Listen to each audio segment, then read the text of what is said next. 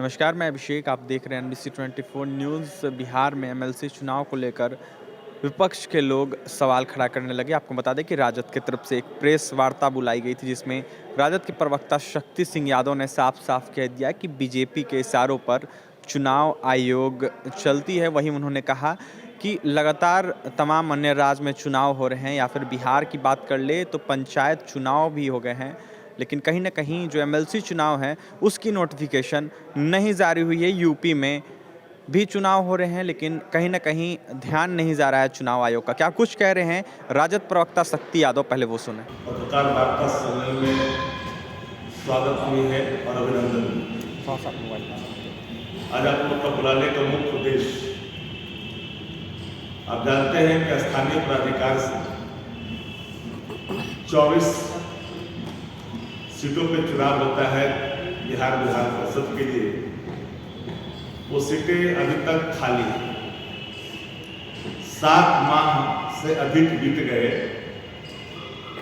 पर अभी तक कोई अधिसूचना भारत के निर्वाचन आयोग के द्वारा अधिसूचित नहीं की गई। ज्ञात सूत्रों के मुताबिक राज्य चुनाव आयोग ने अपनी अनुशंसा भारत निर्वाचन आयोग को प्रेषित किया है। दिसंबर माह में पंचायत के सभी चुनाव संपन्न हुए और पहले ये कहा गया कि चुनाव इसलिए रोका गया है कि पंचायत के स्तर पर चुनाव अभी तक नहीं हुए हैं और जो प्रतिनिधि स्थानीय निकाय से चुनाव जीत करके आते हैं वही मतदाता होते हैं। लेकिन दिसंबर माह में वह भी चुनाव संपन्न हो। 6 महीना में मैंडेटरी होता है किसी भी खाली पदों पर चुनाव कराने का, लेकिन किन कारणों से भारत के चुनाव आयोग ने अभी तक अधिसूचना जारी नहीं की। मैं यह कह दूं तो अतिशयोक्ति नहीं होगी, जो लगातार प्रतिपक्ष इन बातों को कहता रहा है। भारत का चुनाव आयोग तोता की भूमिका में है।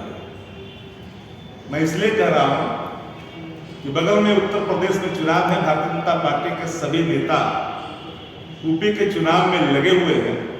क्या इस कारण से भारत निर्वाचन आयोग भारत सरकार के, भारतीय जनता पार्टी के आदेश का इंतजार कर रही है और अपनी जो भूमिका स्वच्छता की होनी चाहिए भारत निर्वाचन आयोग की, वह स्वच्छता के ऊपर ही एक सवाल खड़ा हो गया है।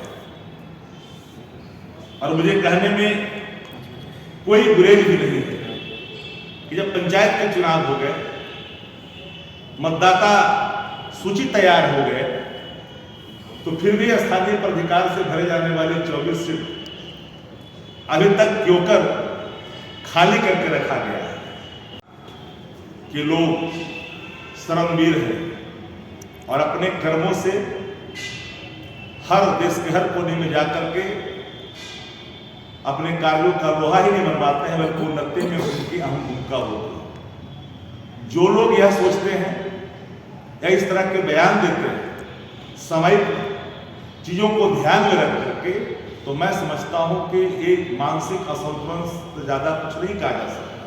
हैरानी होती है इन बातों से कि भाई कोई नहीं राज्य का, ये देश सबकी है, ये देश किसी एक की नहीं है, ये देश पूरे भारतवर्ष की है। इस देश में फेडरल सिस्टम है, संघीय व्यवस्था है, हर व्यक्ति को हर राज्य में रहने का अधिकार है। हम देश के नागरिक हैं, हम भेद नहीं बरत सकते, न रंग के आधार पर, न नस्ल के आधार पर, न क्षेत्र के आधार पर। हम सबसे पहले एक भारतीय हैं।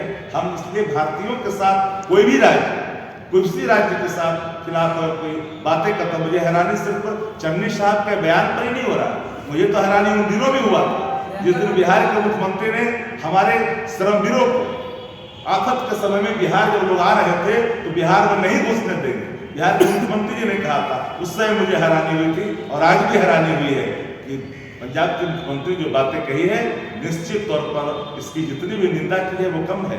मैं तो कहता हूँ कि उनको माफी मांगनी चाहिए ऐसे बयानों पर। किसी की मौजूदगी होना और किसी के द्वारा बातें कहना, दोनों दो चीजें होती है। मेरा मत साफ है कि जो चीजें उन्होंने कहा है मैं इससे अपनी राय स्पष्ट कर दी आपके सामने कि हम इससे सहमत नहीं है, हम इसका प्रतिकार करते हैं।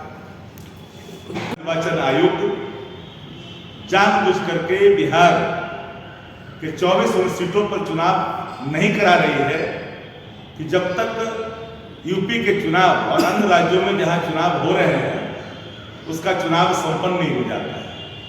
तो एक तरह से स्वायत्त संस्था, ऑटोनोमस बॉडी, जो भी देश के अंदर संस्थाएं हैं उसका खुल्ला इस्तेमाल कैसे होता है उसका यह नमूना है। और आप लोग जानते हैं कि प्रतिनिधि ही इसमें पूरी तरह से आपको मतदान का प्रयोग करते हैं। तो आज का उद्देश्य नहीं था हमको बुलाने का कि भाई कोई बताए कि नियम कायदे सबके लिए होते हैं। मान्य परंपरा के अनुसार जो सरकार, जो भारत निर्वाचन आयोग ने जो बनाई है नियमावली, उस नियमावली के तहत 6 महीने के अंदर चुनाव होने थे, क्यों कर नहीं हुए? कोरोना का बहाना, हर चुनाव कोरोना में हुआ। यूपी के चुनाव की शुरुआत कई ऐसे प्रोग्राम कोरोना में हुए, बंगाल के चुनाव कोरोना में हुए, पंचायतों का चुनाव भी कोरोना काल में ही हुआ। इसलिए यह कह देना कि यह कोरोना काल के कारण टाला गया है तो मैं समझता हूं कि यह उचित नहीं है। और इसलिए कह रहा हूं कि यह आम चुनाव नहीं है, यह चुनाव प्रतिनिधियों द्वारा ही प्रतिनिधि को चुना जाता है। इसलिए पूरी तौर पर मेरा सीधा चार्ज है भारत के चुनाव आयोग पर कि जानबूझकर के चुनाव आयोग अपनी जो उसकी ड्यूटी है, ड्यूटी के अनुपालन में कहीं न कहीं कोताही नहीं बरत रही है, बल्कि भारतीय जनता पार्टी के इशारों पर तोता की भूमिका में है। और ये आरोप हम नहीं लगा रहे, बल्कि ये आरोप उनके द्वारा लेट जो हो रहा है कराने में, चुनाव कराने में, संपर्क कराने में, तिथि की घोषणा करने में, अधिसूचना जारी करने में, और पूरी एनडीए, पूरी कुनवा इन दिनों यूपी में पूरी तरह से विद बैगेज वहां लॉन्च कर दिए गए हैं। और यहाँ के चुनाव चुपचाप विकास अवरुद्ध है, कोरम का अभाव है, कई तरह की चीजें हैं।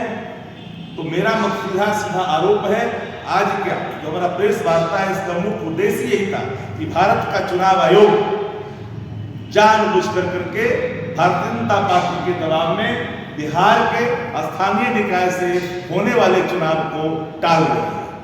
तो आपने सुना राजद प्रवक्ता शक्ति सिंह यादव थे, उनका क्या कुछ कहना था एमएलसी चुनाव को लेकर। उन्होंने साफ सवाल खड़ा कर दिया है, चुनाव आयोग से सवाल कर दिया उन्होंने कि लगातार चुनाव हो रहे हैं, तमाम अनेक राज्य की बात कर ले वहाँ चुनाव हो रहे हैं, लेकिन बिहार में एमएलसी चुनाव को लेकर बस बहाना बना रही है चुनाव आयोग। उन्होंने कहा कि सरकार के इशारे पे, बीजेपी के इशारे पे चल रही है चुनाव आयोग। क्या कुछ कह रहे थे शक्ति सिंह यादव आपने सुना है। और भी तमाम खबरों के लिए बने रहें NBC 24 न्यूज़ के साथ। हमारे चैनल को सब्सक्राइब करें, पेज को लाइक करें। बहुत बहुत धन्यवाद।